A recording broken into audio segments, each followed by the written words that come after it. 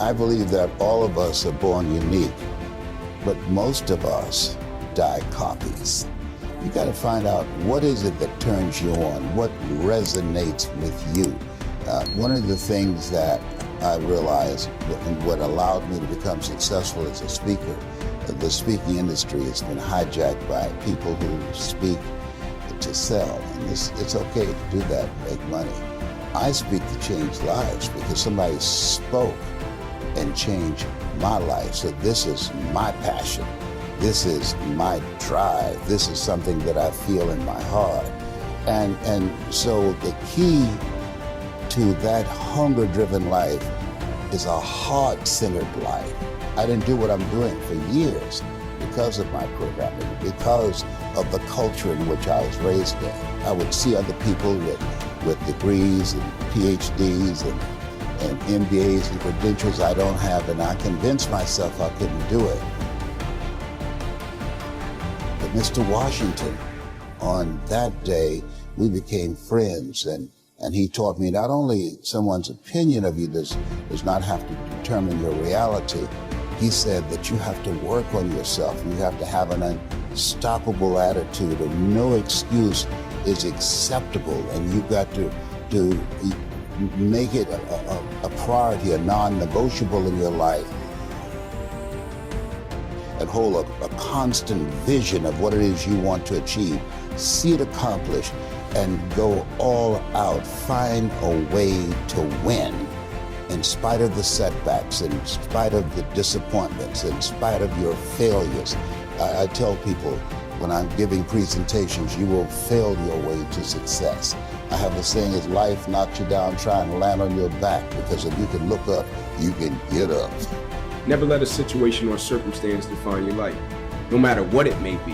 And understanding that you got something inside of you that's greater than that situation or that circumstance, but you have to constantly believe it, and not only believe it, you have to make decisions and choices every single day to put you a step forward toward what you believe your destiny is.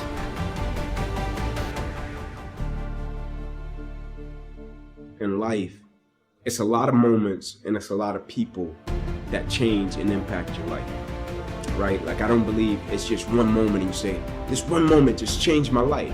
Even though that moment may have, but it's going to be another moment that's going to shape and change your life as well. Either somebody is in the midst of adversity or just came out of adversity, or it won't be long before they head into adversity. So you need to be prepared either way. And so we all go through adversity, opposition. I think that's the thing that makes us all in common as people, right? No matter if you're from London, Atlanta, Florida, California, New York, like, we're all going to go through something at some point or phase in our life, right? And as cliche as it sounds, when the quote says, it's never about what happens to you, it's about how you respond to it.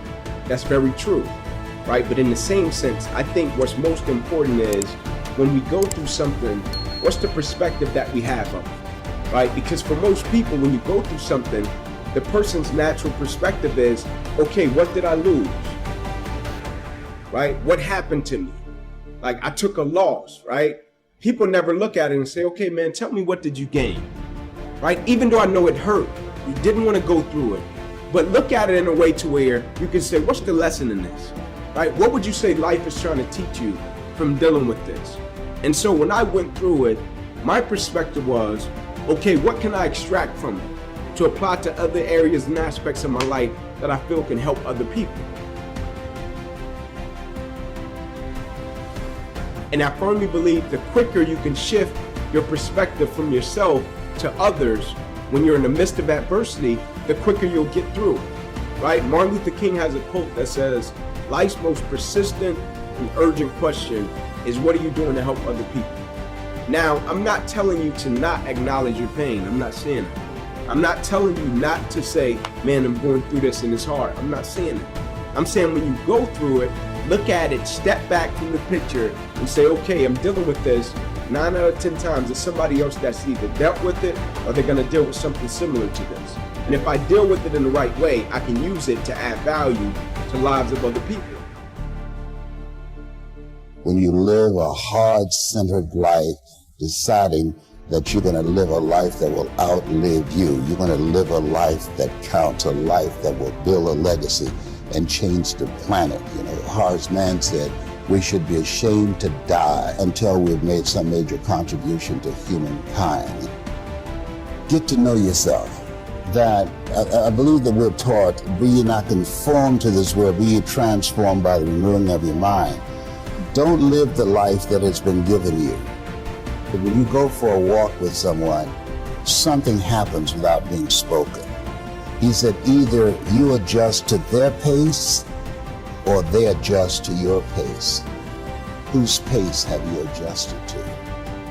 And so the things that we pick up and we think that they're our choices, but they're the choices that we've been programmed by life to do. When we leave our homes in the morning, we're bombarded with over 6,000 advertising hits through Facebook, through Twitter, through Instagram, through television, through our phones and through our communities, and through the computers. And so all of these things are impacting us every day. So if you don't have a program for your mind, then your mind is going to be programmed. You'll find yourself doing things that you did not know, and that they affected you, that they, through marketing techniques and strategies, that they will create a thirst within you. You've got to have someone that can see something in you that you can't see, that can take you to a place within yourself that you can't go by yourself.